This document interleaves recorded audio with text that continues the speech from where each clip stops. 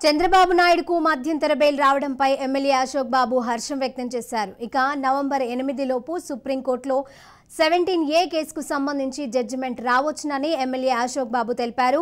అధికార ప్రభుత్వంతో ఏ ఆయుధానికైనా సిద్ధంగా ఉన్నామని అన్నారు. అయితే ఈ కేసులో చంద్రబాబు కడిగిన ఆనిముత్యంలా బయటకు వస్తారని విశ్వాసం వ్యక్తం చేశారు.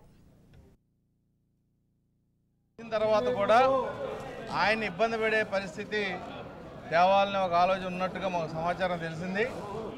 అంటే నిన్న లిక్కర్ కేసులో కొత్తగా ఒక ఎఫ్ఐఆర్ రిజిస్టర్ చేయడంలో వాళ్ళ ఉద్దేశం మరి నిన్న కూడా కొంత సోషల్ మీడియాలో కూడా బాగా ప్రచారం అయింది. ఏదైనప్పటికి కూడా హెల్త్ గ్రౌండ్స్ మీద బెయిల్ ఇచ్చిన తర్వాత జనరల్గా ఈ పీటీ వారెంట్స్ కానీ ఇవి కానీ ఇచ్చినా కూడా అరెస్ట్ చేయడం అనేది జనరల్గా న్యాయ వ్యవస్థలో జరగదు. అటు హైకోర్టు ఇచ్చిన ఆర్డర్ మీద మరి లోయర్ కోర్టు మరి ఎటువంటి చర్య తీసుకున్నా చూడాలి, అది వేరే అంశం.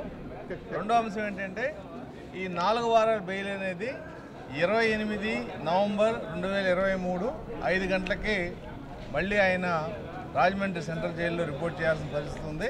వాళ్ళు పెట్టిన కండిషన్స్ ఏంటంటే 2 షూరిటీలు ఒక్కొక్కళ్ళు ₹1,00,000 గ్యారంటీతో ట్రయల్ కోర్ట్ ఏదైతే ఏసీపీ కోర్టులో ఉందో ఆ ఏసీపీ కోర్టులో ఇప్పుడు ఫర్నిష్ చేయాలి.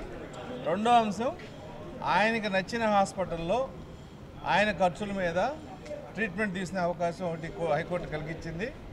మూడోది ట్రీట్మెంట్ పూర్తిగా అయిపోయిన తర్వాత ట్రీట్మెంట్ వివరాలు దానికి సంబంధించిన అన్ని రికార్డులు కూడా సీల్డ్ కవర్లో రాజమండ్రి సెంట్రల్ జైల్ సూపరింటెండెంట్కి చంద్రబాబు నాయుడు గారు హ్యాండ్ ఓవర్ చేయాలి at the time of reporting back to the jail, అంటే 28/11/2023.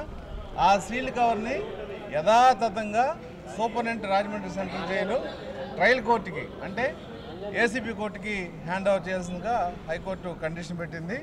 4వ అంశం ఏంటంటే పిటిషనర్ అంటే చంద్రబాబు నాయుడు గారు డైరెక్ట్గా కానీ ఇండైరెక్ట్గా కానీ ఈ కేసుతో సంబంధం ఉన్న ఏ వ్యక్తితో కూడా ఇది డిస్కస్ చేయటం కానీ లేదంటే దీనికి సంబంధించిన ఫ్యాక్ట్స్ చెప్పడం కానీ చేయకూడదనేది కండిషన్స్.